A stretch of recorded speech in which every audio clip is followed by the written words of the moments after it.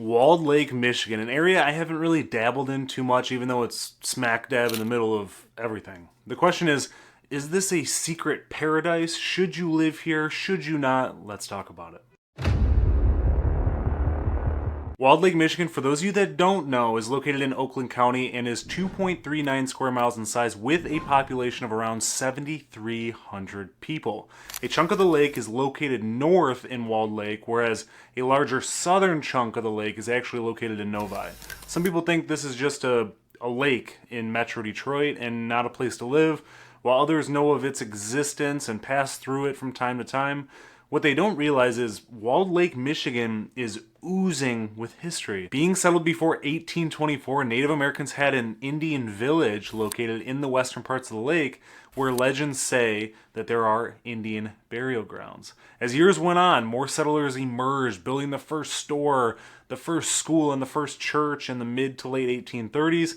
And then you fast forward to the 1900s, Walled Lake hit a growth spurt where the railroad and the roads made the area more accessible, especially being home to the largest lake near Detroit.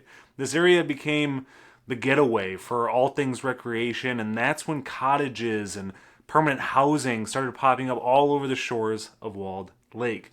The Roaring Twenties then took over when a dance hall was built in 1919. Then, a few years later, a waterfront cottage community was developed with another dance hall, bathhouses, and water slides as well. The dance halls got so popular, they were ranked among the top in the state, where the most popular bands of the time would come in from all over the world, like Louis Armstrong, Tommy Dorsey, Red Nichols, Sammy Kaye, and Lawrence Welk. I remember when I was younger listening to those. No, I'm just kidding. The place was booming. An amusement park was built shortly after 1929. Walled Lake was the place to be and became the Detroit area's most popular summer spot. Between 1969 and 1978, Walled Lake hit this wall. It was as if their 15 minutes of fame were over. The amusement park quieted, the band stopped playing, people stopped dancing, and the overpopulated lake led to badly polluted waters. And the one thing that attracted people wasn't what it used to be. Fast forward to 1979 and present time, the lake has been revitalized, wildlife has returned, and the thriving lakeside community continues to be a place people actually want to call home. There's your history lesson. The question is, do people actually want to live here or not? Let's jump into the nitty-gritty details. One of the nicest aspects this community has is its location. It's located right near the entrance of M5, just north of I-96, and the whole interchange to take you anywhere you want to go. You have the thriving communities of Novi, Northville, Commerce, Wixom, Farmington Hills, and Farmington, all right down the street, all while being 30 miles away from the one and only Detroit. But with this location comes some drawbacks, as people are constantly passing through Pontiac Trail, West Maple Road, and all the intersecting mile marker roads. And for a little town, that can be overwhelming at times, especially when there's construction going on the nearby expressways. Some detours will run right through the area. So although you are very centrally located in Metro Detroit, it does come with the compromise of there being some traffic and headaches to deal with. But don't let that persuade you away from living here just yet. Despite it seeming like Walled Lake is just one big old concrete jungle, there's more to it than that. Although it's been built up quite a bit over the years with new development taking up more and more green space, Walled Lake is still known for its recreational offerings outside of the lake itself. The little town of Walled Lake has 6 city parks, and the Michigan Airline Trail, which was an abandoned railway corridor that was transformed into this world-class trail that cuts through 3 communities and is used by so many people. This trail is such a priority for the community that the Michigan Airline Trailway Management Council meets publicly each month to discuss trail management priorities, trail events, and other developments happening. This trail also houses a lot of events to bring together local businesses and to get people out and about and exercising. It's just awesome. It's a good thing to check out. On top of events involving the trails, there's also the Easter egg hunt in the park, the Memorial Day parade, a holiday tree lighting, trunk or treat, summer concert series, Walled Lake fireworks, and the Walled Lake Marketplace that happens every Wednesday from May to October.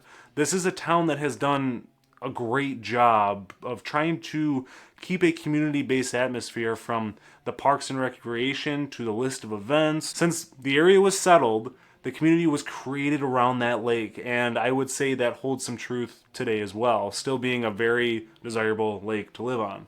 Another notable thing about Walled Lake is the home prices. You'd think with the desirable lake in the community, these prices would be just off the charts, and they can be when you're on the lake, but you may be surprised at the averages of the community off the lake too.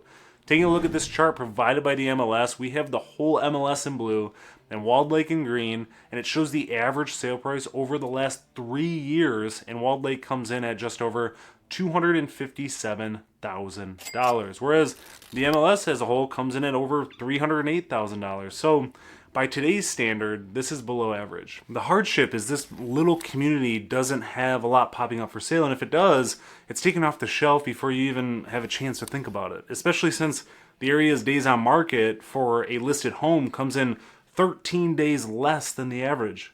Over the year, there have been 118 home sales, which includes condos and single-family homes, ranging from a $99,900 fixer-upper with 4 bedrooms, 1 bathroom, just under 1,200 square feet, situated on 0.19 acres and built in 1925, to this $565,000 colonial with 4 bedrooms, 2.5 bathrooms, 3,715 total square feet, a 3-car garage, situated on 0.28 acres and built in the year 2000.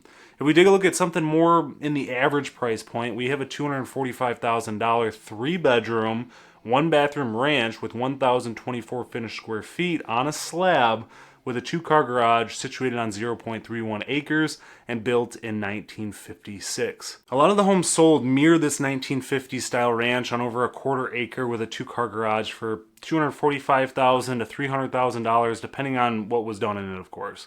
Staying on the topic of pricing and affordability, property taxes are definitely something worth diving into, especially if you are basing your move on attending Walled Lake schools, and that's where knowing the school district you're in is just very important. Walled Lake schools are dipping their toes in a lot of different areas around there, and they are ranked number 60 of 336 suburbs with the best public schools in Michigan, and number 78 of 620 places with the best public schools in Michigan.